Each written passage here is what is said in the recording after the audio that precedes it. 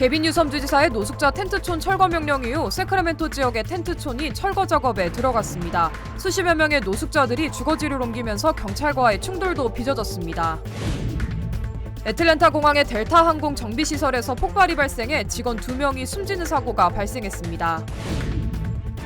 라스베이거스의 한 한인 가정집에서 화재가 발생했습니다. 목숨을 구한 가족들은 1층에 주차되어 있던 테슬라 차량에서 화재가 시작된 것으로 추정했습니다.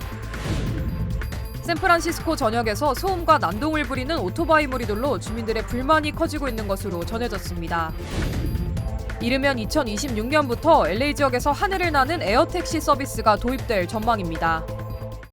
여러분 안녕하십니까? 8월 27일 첫 소식입니다. 개빈 뉴섬 주지사의 노숙자 텐트촌 철거 명령이 내려진 이후 어제 수십 명에 달하는 세크라멘토 지역 노숙자들의 텐트가 철거됐습니다. 철거 조치에 자발적으로 따르는 노숙자들도 있었던 반면 일부 노숙자들은 철거 명령에 반발하며 분노했습니다. 이효정 기자의 보도입니다. 이른 새벽 노숙자 캠프촌에 견인 차량과 트레일러 여러 대가 몰려옵니다. 오랜 시간 방치됐던 캠핑카가 견인되고 각종 구조물과 쓰레기들이 하나둘 철거됩니다. 자신의 몸보다 큰 짐들을 카트에 실은 채 캠프촌을 떠나는 노숙자도 보입니다. We're going to go across the river to my camp spot where I've been for the past 4 years. 개빈 뉴섬 캘리포니아 주지사가 노숙자촌 철거 행정명령을 내린 지 한 달. 어제 2년 넘게 자리 잡았던 노스 세크라멘토 지역의 텐트촌이 철거됐습니다. 이번 작업으로 50여 명의 노숙자들은 주거 지역을 옮기게 됐습니다. 대부분의 노숙자들은 당국이 제공하는 쉘터로 옮기거나 자발적으로 텐트촌을 떠났지만 일부 노숙자들은 철거 명령을 거부하며 분노했습니다. I want my trailer. I don't want them to take my home. They're taking everything from me. 철거 작업 당일 캠프촌의 철문이 굳게 닫히며 시위가 벌어지기도 했습니다. I'm not going to let health workers in here. No one asked them to come in here. This gate's going to be locked. We're standing our ground. 경찰은 해당 지역을 봉쇄하면서 텐트촌을 떠나지 않는 사람들에게는 불법 침입으로 간주될 것이라고 경고했습니다. 결국 끝까지 현장에 남아있던 4명이 저항과 업무 방해 혐의로 기소됐습니다. I am a human being. I have rights too. I can't live without my oxygen. And I don't want to live without my dog. 퇴거 명령은 최종 만료일자로부터 15일 전에 통보됐는데 노숙자들과 일부 단체들이 일정 지연을 요청했지만 받아들여지지 않았습니다. 현재 개빈 뉴섬 주지사는 텐트촌 철거 명령을 따르지 않는 지자체에게는 일부 지원금을 끊겠다며 강경한 입장을 내놓은 상태입니다. 이번 명령으로 롱비치시가 지역 공원과 해변가 등의 노숙자 텐트촌 철거를 시작했고 지난주 플라야델레이 해변도 철거 작업에 들어갔습니다. MBC 뉴스 이효정입니다. 델타 항공 정비시설에서 폭발 사고가 발생해 당시 근무하던 직원 2명이 목숨을 잃었습니다. 클레이튼 카운티 검시국에 따르면 오늘 오전 5시 10분쯤 애틀란타 국제공항에 있는 델타 항공 정비시설에서 폭발 사고가 접수됐습니다. 당시 목격자들은 정비시설에서 엄청난 폭발음이 들리면서 직원들이 도망쳤고 폭발이 발생한 현장에는 동료 직원들이 쓰러져 있었다고 전했습니다. 이번 사고로 58세 미르코 마에그와 37세 루이스 알다론도가 숨졌고 한 명은 중상을 입은 것으로 알려졌습니다. 한편 델타 항공은 라스베가스에서 출발해 애틀란타에 도착한 항공기를 점검하고 타이어를 교체하던 중 폭발이 발생한 것으로 추정된다며 정확한 사고 경위를 조사 중이라고 밝혔습니다. 라스베가스 주의 한 한인 가정집에 주차되어 있던 테슬라 차량에서 화재가 발생했습니다. 라스베가스 소방국에 따르면 지난 25일 오전 9시 30분쯤 사우스 라스베가스 밸리 지역의 3층 주택 차고에서 화재가 발생했다는 신고가 접수됐습니다. 당시 소방대원 33명이 출동해 화재를 급히 진압했고 가족들은 무사히 대피했지만 반려묘 6마리가 구출되지 못해 숨진 것으로 전해졌습니다. 현재 정확한 사고 원인은 밝혀지지 않았지만 피해 가족들은 화재가 테슬라 차량이 주차되어 있던 1층 차고에서 시작됐다고 밝혔습니다. We didn't have anything in the garage, so it was for us right now. It's a puzzle, but We know that seeing from the fire, it was Tesla that would just keep firing. It's the what ifs that kill, you know. For now, I'm just grateful we're able to do what we can. I'm grateful that my girls are out, at least, you know. That's the most I can ask for. 한편 화재 당시 가족들은 반려묘들을 데리고 나오려고 애썼지만 고양이들이 화재 경보가 울리자마자 침대 밑으로 들어가 숨어버려 구할 수 없었다며 애도의 심정을 전했습니다. 샌프란시스코 전역에서 오토바이 무리가 소음을 내며 스턴트 묘기를 부리고 위협해 주민들의 불만을 사고 있습니다. 샌프란시스코 경찰국에 따르면 지난 일요일 수백 대의 오토바이 라이더 무리가 샌프란시스코와 베이 지역에서 도로를 점거하고 불법적인 행위를 저지른 사례가 보고됐습니다. 당시 오토바이 무리는 카스트로 지역에서 교통수단인 뮤니를 가로막고 노스비치를 질주하며 교통 혼잡을 일으켰고 다른 지역에서도 앞바퀴를 들고 가는 등 위험한 스턴트를 보인 것으로 알려졌습니다. 또한 베이브리지 일대에서는 도로를 점거하고 신호를 무시하는 등 난동을 부리는 모습도 포착됐습니다. 7명 정도 한 이상의 무리들이 항상 엄청 크게 소리를 내면서 많이 지나가고 몇몇은 되게 앞바퀴 같은 거 들고 엄청 막 뒤로 젖혀서 약간 쇼하듯이 항상 지나가고 그냥 사람들 다 쳐다보고 그런 분위기였습니다. 캘리포니아 고속도로 순찰대 CHP는 더트바이크는 공공도로에서 주행하기 위한 특정 안전 조건을 충족하지 않고 고속도로와 도시에서 운전하는 것은 불법이라고 설명했습니다. SNS를 통해 오토바이 점거 영상이 확산되면서 주민들의 불만이 더욱 커지고 있는 가운데 샌프란시스코 경찰은 현재까지 체포된 사람은 없지만 조사를 확대할 계획이라며 주민들의 적극적인 제보를 당부했습니다. 뉴폴트 비치의 고급 쇼핑몰 주차장에서 또 무장강도 사건이 발생했습니다. 뉴폴트 비치 경찰국은 어젯밤 11시 26분쯤 패션 아일랜드 쇼핑몰에서 2명의 남성이 식사를 마친 후 고급 차량을 타고 주차장에서 대화를 하던 중 스키 마스크를 착용한 권총 강도의 공격을 받았다고 밝혔습니다. 당시 한 피해자는 흰색 롤스로이스 SUV를 타고 있었으며 용의자 3명으로부터 시계와 지갑을 강탈당했고 노란색 페라리를 운전하던 또 다른 피해자는 물건을 도난당하지는 않았지만 용의자들이 총격을 가하면서 깨진 유리창에 상처를 입은 것으로 알려졌습니다. 페라리 운전자는 이후 근처 주유소로 이동해 경찰에 신고했으며 용의자들은 파란색 기아 세단 차량을 타고 도주한 것으로 확인됐습니다. 앞서 지난 7월에도 패션 아일랜드 쇼핑몰 주차장에서 강도 사건이 발생하면서 60대 여성 피해자가 용의 차량에 치여 숨졌습니다. 한편 부촌이자 안전한 지역으로 알려진 뉴폴트 비치에서 연달아 강도 사건이 발생하면서 이 쇼핑몰을 찾는 사람들의 불안감이 커지고 있습니다. 미네소타주에 밤새 강력한 폭풍이 몰아치면서 피해가 속출했습니다. 미네소타 스테이트 페어 측은 어제 밤부터 세인트폴 지역에 시속 50에서 60마일 이상의 돌풍과 강한 비 등 악천후가 이어지면서 방문객들을 긴급 대피시켰다고 밝혔습니다. 당시 여러 나무와 간판이 쓰러지고 미네소타 스테이트 페어의 일부 구역이 물에 잠기는 등 피해가 발생해 어젯밤 예정된 그랜드 스탠드 쇼는 모두 취소됐으며 오늘 아침 개막 시간도 연기된 것으로 알려졌습니다. 또 오늘 이른 아침에도 시속 60마일의 폭풍이 몰아치면서 박람회장에 떨어진 나뭇가지로 인해 직원이 경미한 부상을 입은 것으로 확인됐습니다. 이번 폭풍으로 인해 15만 가구가 정전된 가운데 엑셀 에너지는 오늘 1,700여 명의 직원이 전력 복구 작업에 투입됐다며 이번 주 목요일까지 모든 고객의 전력 복구를 완료할 계획이라고 전했습니다. 한편 미네소타주 박람회는 텍사스주 박람회에 이어 두 번째로 큰 규모로 매년 200만 명의 방문객이 찾는 대규모 행사로 알려져 있습니다. LA에서 이르면 2026년 전기 에어택시 서비스가 도입될 예정입니다. 도심 항공 모빌리티 회사 아처 에비에이션은 최근 LA에서 1시간 정도 걸리는 통근 시간을 몇 분으로 단축할 전기 비행기 에어택시를 2026년에 상용화할 계획이라고 밝혔습니다.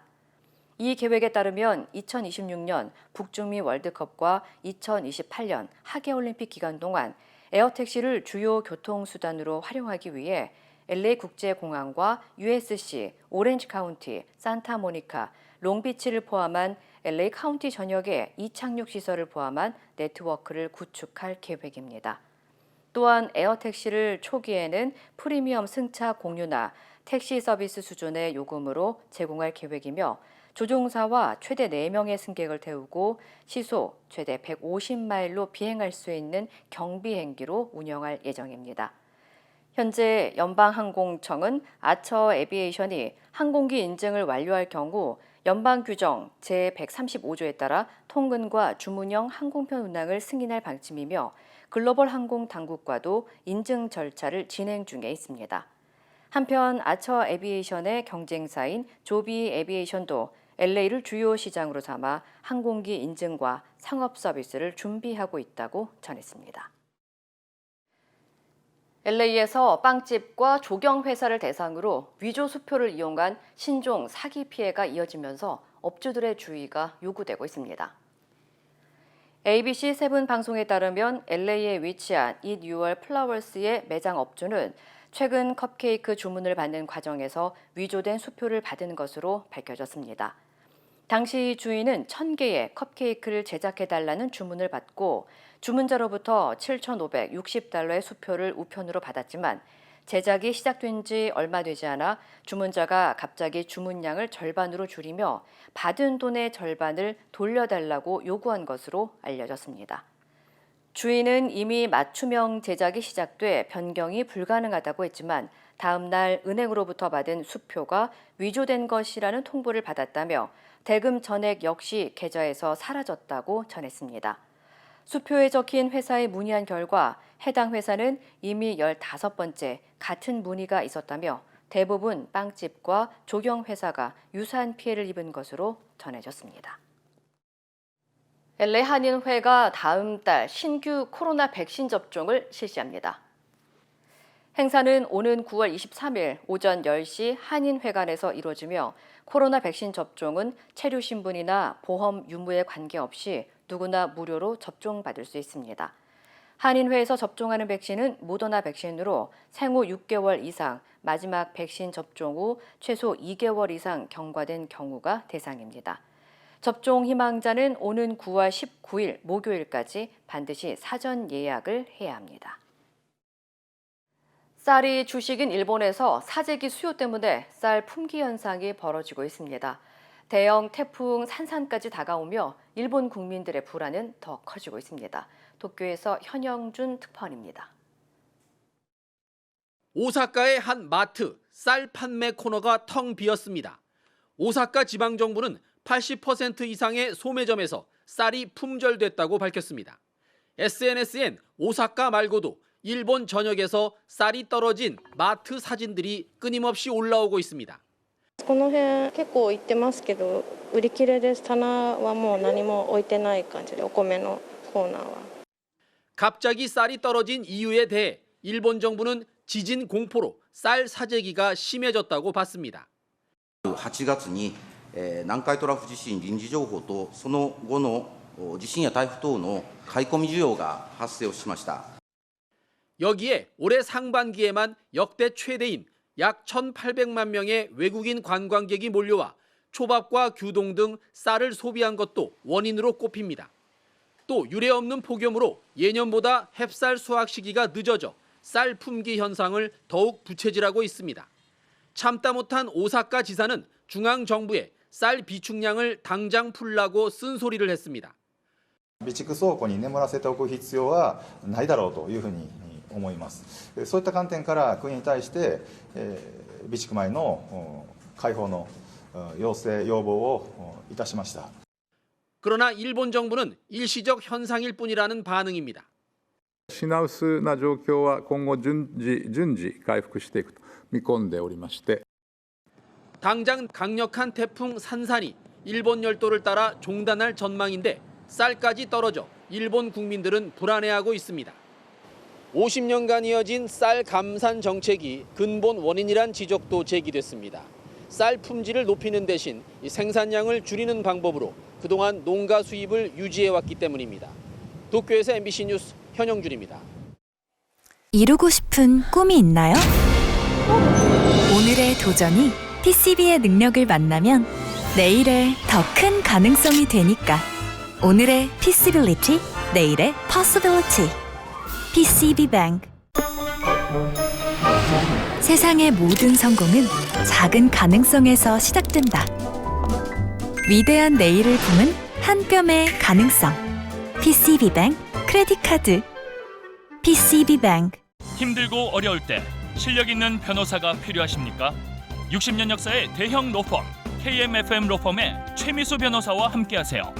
교통사고, 민사법, 형사법, 가정법 등 풍부한 경험과 최고의 실력으로 완벽하게 도와드립니다. 최고의 보상을 책임지는 실력 있는 대형 로펌. 도움이 필요할 때 강한 힘이 되는 변호사.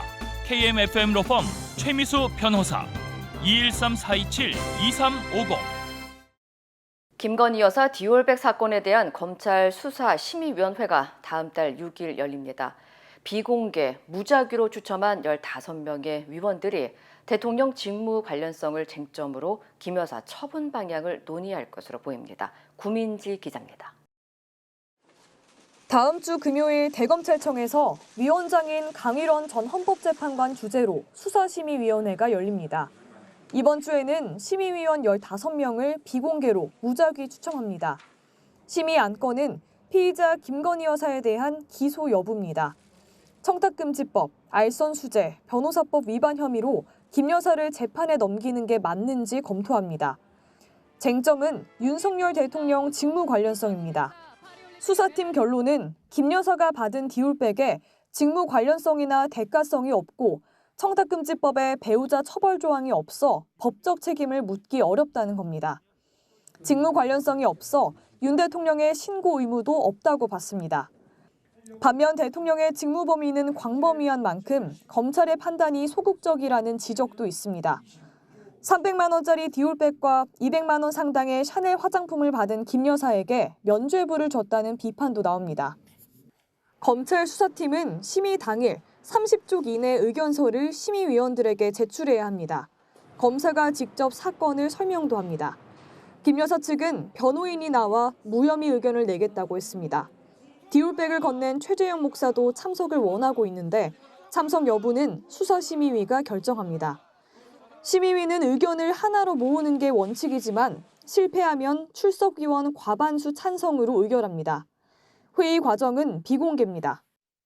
올해 1월 김광호 전 서울경찰청장의 이태원 참사 부실 대응 안건을 심의했을 때는 오후 2시쯤 시작해 밤 10시쯤 결론을 공개했습니다. 기소 9명, 불기소 6명으로 김 전 청장을 재판에 넘기라고 권고했습니다. 이원석 검찰총장은 수사심의위 결과를 존중하겠다고 밝혔습니다. 다음 달 15일 임기가 끝나기 전에 김 여사 처분 방향을 최종 결정할 걸로 보입니다. MBC 뉴스 구민지입니다. 법원이 MBC의 대주주 방송문화진흥회 이사진 교체에 제동을 건 가운데 여야가 법원이 지적한 2인 체제를 정상화시켜야 한다는데 한 목소리를 냈습니다. 우원식 국회의장은 한 차례 무산됐던 방송 4법 중재안을 다시 여야에 제안하기로 했습니다. 김지인 기자입니다. 법원이 MBC 대주주인 방송문화진흥회의 새 이사 임명을 집행정지 결정한 데 대해 여야의 반응은 극단적으로 엇갈렸습니다. 국민의힘은 이번 결정으로 방송통신위원회 기능이 심각하게 훼손됐다며 사법부 역사의 오점이라고 평가절하했습니다. 더불어민주당은 윤석열 정권의 언론 탄압을 끊는 계기가 돼야 한다고 밝혔습니다. 여야는 기형적인 방통위 2인 체제를 해소하고 정상화시키자는 데에는 한 목소리를 냈는데 그러면서도 파행의 책임을 여당은 야당에게, 야당은 대통령에게 돌렸습니다. 야당이 이 모든 소송과 이 모든 탄핵 소추를 제기한 만큼 결자 해지의 자세로 이 문제를 함께 신속하게 종결해 줄 것을 요청해야 됩니다.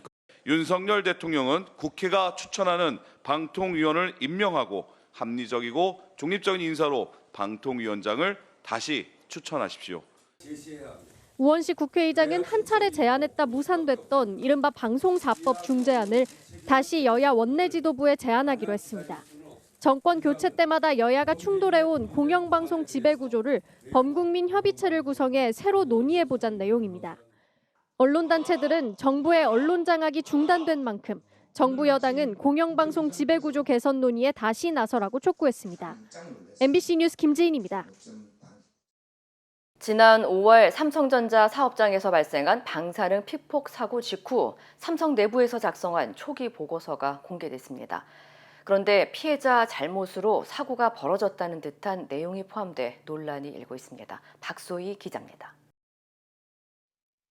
지난 5월 삼성전자 기흥 사업장에서 일하던 이용규 씨가 손에 방사능이 피폭된 직후 작성된 삼성 내부의 초기 보고서입니다.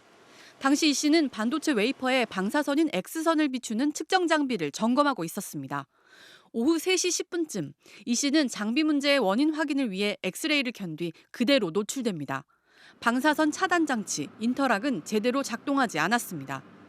해당 문건에선 이번 사고의 반성이라며 셔터를 분해할 때 엑스레이를 꺼야 하지만 작업자가 지키지 않았다고 명시했습니다. 특히 고연차 엔지니어로 설비 인터락에 대해 간과했다고 평가했습니다. 사실상 작업자가 부주의했다고 결론 내린 셈입니다. 이 씨는 강하게 반발했습니다. 다 제가 일방적으로 잘못했다라고 적어놨더라고요. 그 안전장치는 당연히 법령이라서 저희는 아예 만질 일이 없었던 건데 회사가 관리를 안 해서 사고가 난 건데. 해당 문건에는 인터락이 작동하지 않은 사정도 나와 있습니다. 셔터의 동작 상태를 분석한 결과 1, 2번 케이블이 체결돼야 하는데 오류로 1, 3번이 체결돼 있었다는 겁니다. 그 상태에서도 엑스레이는 켜진 상태로 운영되고 인터락은 동작하지 않는다고 돼 있습니다. 원자력안전위원회 조사에서 이 씨는 기준치인 연간 50mS를 188배나 초과한 94시버트의 방사능에 노출된 것으로 나타났습니다.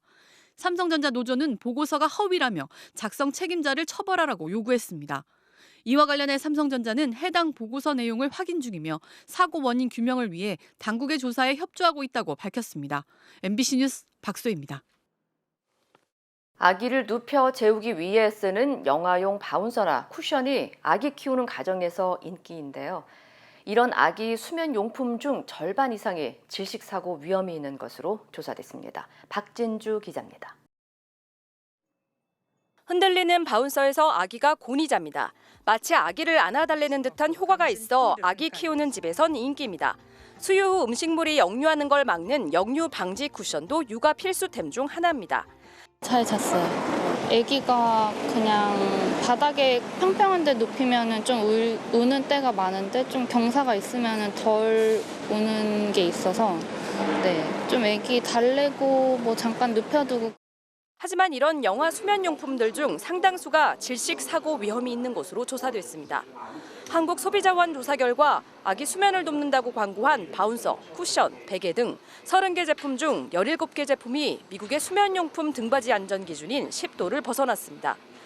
쿠션은 10개 중 7개 제품의 등받이 각도가 11도에서 36도로 조사됐고 바운서는 조사 제품 10개 모두 20도에서 58도까지 경사진 것으로 나타났습니다. 아기들은 목을 가누는 힘이 굉장히 약하죠. 15도 이상만 되어도 기도 압박이 되면서 질식해서 사망할 수 있는 가능성이 있습니다. 미국과 호주의 경우 영아의 머리가 가슴 쪽으로 쏠려 기도가 막히는 것을 방지하기 위해 수면용품의 등받이 각도를 각각 10도, 7도 이내로 규정하고 있습니다. 하지만 우리나라는 관련 규정이 미흡합니다.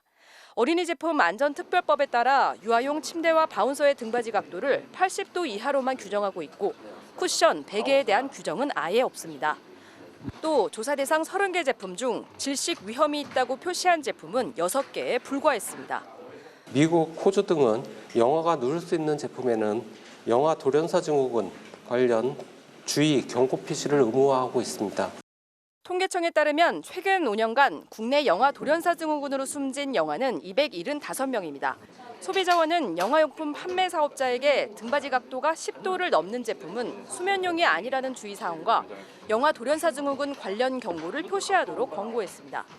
국가기술표준원은 올해 하반기까지 영아 수면용품에 대한 안전기준 개정안을 마련할 방침입니다. MBC 뉴스 박진주입니다.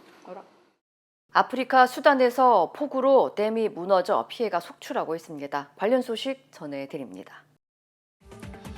주택 수백 채가 흙탕물 속에 잠겨 있습니다. 지난 25일 수단 동부 홍해주의 아르바트 댐이 무너지면서 갑자기 불어난 물에 마을이 휩쓸린 건데요.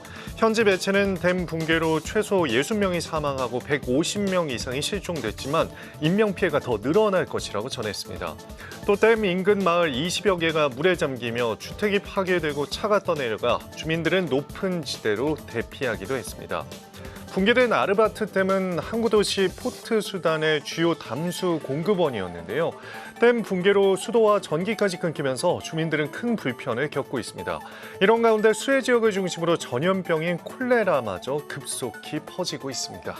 물살에 몸을 맡기고 수영을 하고 있는 사람들, 한가롭게 물놀이를 즐기고 있지만 실은 일터에서 퇴근하는 스위스의 직장인들인데요.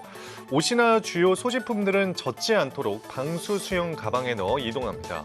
무더위와 교통체증을 피하고 건강까지 챙길 수 있어 많은 스위스인들이 출퇴근 수단으로 수영을 택한다고 하는데요. 스위스 정부 관광청도 진짜 스위스 사람들은 수영으로 퇴근하느냐는 관광객들의 질문에 사실이라며 호수와 강이 많은 스위스 곳곳에서 물가로 뛰어들어 퇴근하는 현지인들을 흔히 볼 수 있다고 밝혔습니다. 이는 스위스 강의 수질이 좋은 데다 유속이 빠르기 때문에 가능한 것인데요. 부럽기도 하지만 급류에 휩쓸리지 않도록 주의도 필요해 보입니다. 사람들이 갈색 액체가 흥건한 곳에서 몸싸움을 벌입니다. 레슬링 시합장을 가득 채운 액체는 고기 육즙을 졸여 만든 그레이비 소스인데요. 현지 시간 26일 영국 잉글랜드의 랭커셔주에서 세계 그레이비 레슬링 챔피언십이 열렸습니다. 참가자들은 약 2분 동안 소스가 가득 찬 경기장에서 승패를 겨뤄야 하는데요. 토너먼트 방식으로 진행되는 경기는 레슬링 기술뿐만 아니라 의상과 퍼포먼스까지 종합적으로 평가해 우승자를 결정합니다. 이 대회는 이스트 랭커셔의 호스피스 기금 마련을 위해 매년 열리고 있는데요. 레슬러들은 자신들이 선택한 자선단체를 위해 기금을 모을 수도 있습니다. 이 시각 세계였습니다. 인터넷과 SNS에서 화제가 된 소식들 알아보는 투데이 와글와글입니다. 차선 변경 중 시비가 붙자 문신한 팔을 내보이며 상대 차주를 위협한 운전자. 결국 경찰까지 출동했는데요. 어떻게 됐을까요? 지난 11일 서울의 한 도로 왼쪽 차로로 진입하려는 차량. 하지만 옆 차로에서 따라오던 검은색 승용차가 경적을 울리며 자리를 양보하지 않는데요. 잠시 후 이 차량이 제보자 차량 앞으로 끼어들더니 갑자기 멈춰섭니다. 제보자는 아내와 6개월 된 아이가 있어서 다른 차로로 피해가려 했지만 이 차량은 또다시 앞을 가로막았는데요. 창밖으로 문신한 팔까지 꺼내 보이며 위협하곤 5분 가까이 꿈쩍도 하지 않습니다. 결국 경찰이 출동했지만 상대방은 제보자 차량으로 다가와 유리창을 두드리며 욕설을 퍼붓기까지 하는데요. 제보자는 영상과 함께 보복 운전에 해당하는 거 아니냐며 도움을 요청했고요. 한문철 변호사는 급하게 멈춘 것이 아니라 이 정도는 보복 운전으로 볼 수는 없을 것 같다며 다만 차를 가로막고 통행을 방해한 점은 일반 교통방해죄로 성립이 가능할 것 같다는 의견을 내놨습니다. 장거리 여행 중 고속도로 휴게소에서 먹는 음식은 여행 중 느끼는 소소한 행복이죠. 최근 온라인에 휴게소 위생 실태를 공개한다며 올라온 사진입니다. 끓이기 전 미리 담아둔 김치찌개인데 냄비 가장자리에 양념 흔적이 그대로 남아있는 것처럼 보이죠. 글쓴이는 세척실에서 갓 나온 그릇에 음식물 찌꺼기가 눌러붙어 있었다며 성수기에 바쁘다는 핑계로 더러운 그릇에 음식을 담아 그대로 나가는 걸 보고 할 말이 없었다고 전했는데요. 이어 공개한 세척기 내부 사진엔 거뭇한 곰팡이가 피어있는 모습이 담겨 있습니다. 그런가 하면 한 누리꾼은 휴게소에서 먹은 음식 상태를 문제 삼았는데요. 김치찌개에서 배추심지가 유난히 많은 것 같아 세어봤더니 10개가량 들어있었다면서 사진을 공개했고요. 누리꾼들은 김치 꽁다리찌개냐, 뿌리만 모았다가 끓인 건가 라며 황당하다는 반응을 보였습니다. 인도의 한 기관사가 뛰어난 눈썰미로 한 생명을 구해 누리꾼들의 칭찬을 받고 있는데요. 무슨 일인지 함께 보시죠. 철로 한가운데 검은 형체가 보입니다. 무슨 일이라도 생긴 건지 달리던 열차도 멈춰 서 있는데요. 설마 사람이겠어 했는데 정말로 중년 남성이 철로에 누워 있습니다. 그것도 아주 깊은 잠에 빠졌는데요. 햇빛을 가리려는 건지 한 손엔 우산까지 들고 편안한 모습입니다. 인도 우타르 프라데시주에서 생긴 일이고요. 다행히 베테랑 기관사가 남성을 보고 열차를 급히 멈추는 기지를 발휘해 2차 사고를 피할 수 있었고요. 곤히 잠든 남성을 깨워 안전한 곳으로 옮긴 뒤 다시 열차를 운행했는데요. 영상을 본 누리꾼들은 기관사가 무슨 죄가 있냐, 정말 이기적인 행동이라며 중년 남성을 향해 비난의 목소리를 높였습니다. 싱가포르 한 무인 빨래방입니다. 세탁기 건조대에서 고양이가 힘없이 뛰어나옵니다. 이내 비틀거리며 숨을 헐떡이는 모습이 어딘가 이상하죠. 사실 이 고양이는 따뜻한 곳을 찾다가 그만 빨래방 건조기 안에 들어가고 말았는데요. 이를 눈치채지 못한 손님이 옷을 넣고 10분간 기계를 작동시키고 만 겁니다. 손님은 뒤늦게 이 사실을 깨닫고 동물보호단체에 도움을 청했고요. 봉변을 겪은 고양이는 얼굴과 몸에 화상과 타박상을 입었지만 기적적으로 살아남아 건강을 회복 중이라고 합니다. 투데이 와글와글이었습니다.